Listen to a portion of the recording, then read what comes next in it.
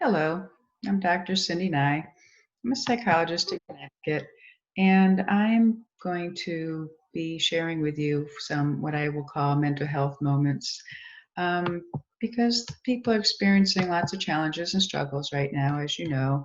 And I'm hoping that providing this information will give people some concrete strategies for trying to get through such challenging times.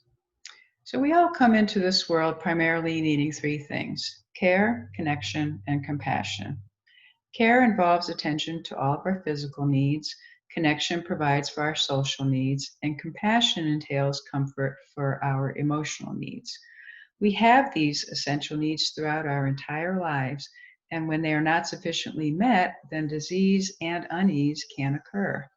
Even before this COVID-19 situation, we've been experiencing ongoing and increasing economic disparities and food insecurity, housing shortages for folks who can't afford to pay rent. We've had rampant anger, hostility, and divisiveness in our country, and also just a sense of isolation and disconnection. And these all have dramatically compromised all three of those basic human needs. Our current situation has amplified these challenges even further. A significant part of maintaining physical and emotional health is to ensure that all three areas are consistently attended to. Now, most of us grow up learning to take care of our basic physical needs, and we develop habits and routines around taking care of that on a daily basis: eating, drinking, sleeping, showering, brushing our teeth.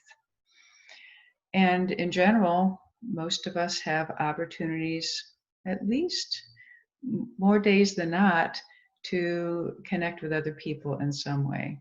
It might be chatting with a coworker at work, or it might involve talking about your day with someone in your household, or checking in with a friend. But I wonder how many people actually provide direct, focused attention to their emotions on a daily basis. If you're like most people, that doesn't tend to happen regularly or consistently. In fact, in my experience, our emotional needs are chronically neglected.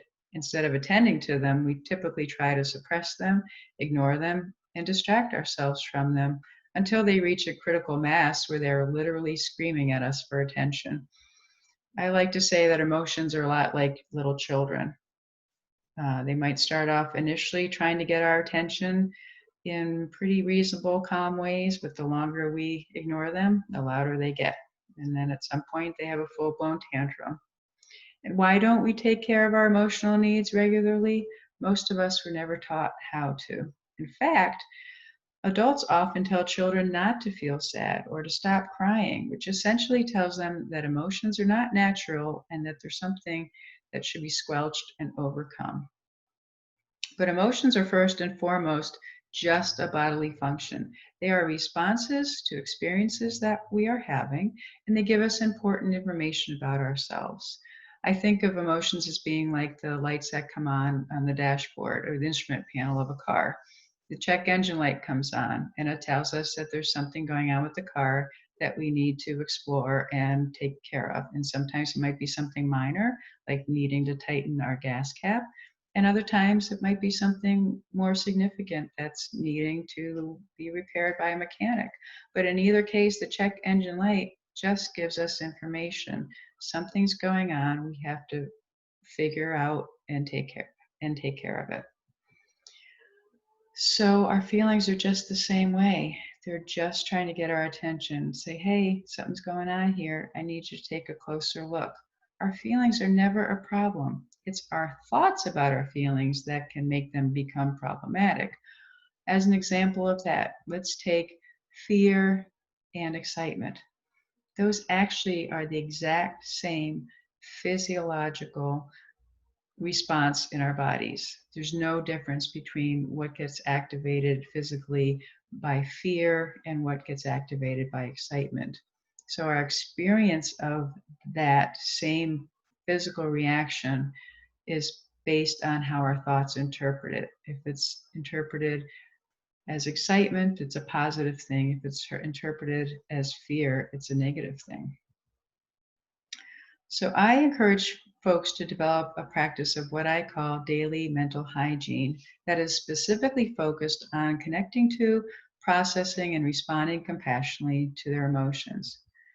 Now, contrary to popular belief, our brains are actually not the best part of our body to use in order to try to sort through and take care of feelings.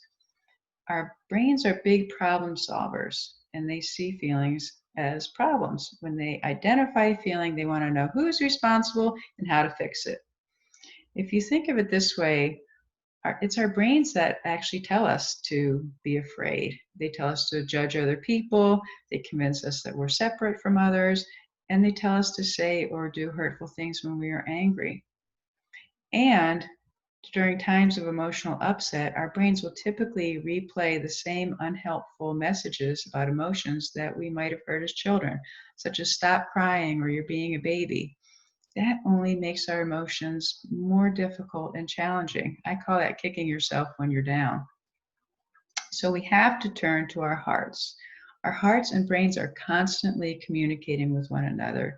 And when we put our hearts in charge, we can actually quiet our mind, connect with, and take care of our feelings. The best mental hygiene is preventative. It involves a regular routine of getting your heart and brain in alignment so you can feel at peace and not stressed. This will increase the coherence of your overall nervous system, synchronizes your heart and your brain so they're working together. It releases all kinds of hormones that are regenerative for your body, and it enables more uplifting emotions and access to intuitive insight. So I'm going to teach you two simple heart-focused breathing strategies that can help with this process. The one is called Quick Coherence, and it was developed by the Heart Math Institute. In doing this, I want you to bring your attention and awareness to your heart, to the center of your chest. I like to actually put my hand on my heart. It's kind of like saying to my heart, okay, pay attention here. I've got some work for you to do. And imagine that your breath is flowing in and out of your heart.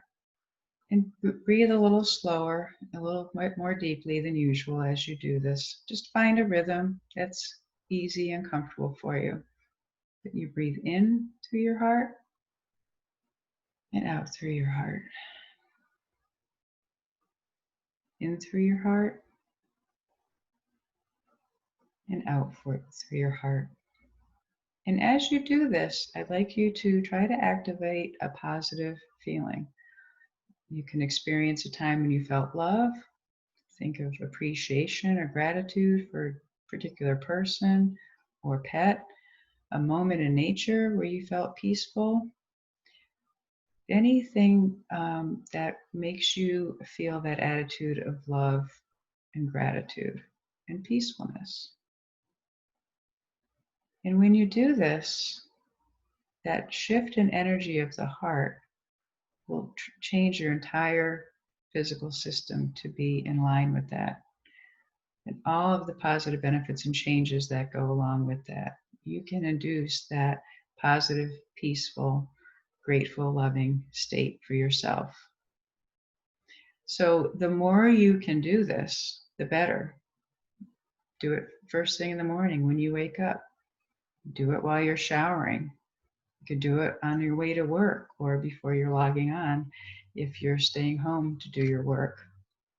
I encourage people to try to do it every hour on the hour as much as possible, because every time you do, it recalibrates your system and gets you back to that heart-brain coherence and that state of peacefulness.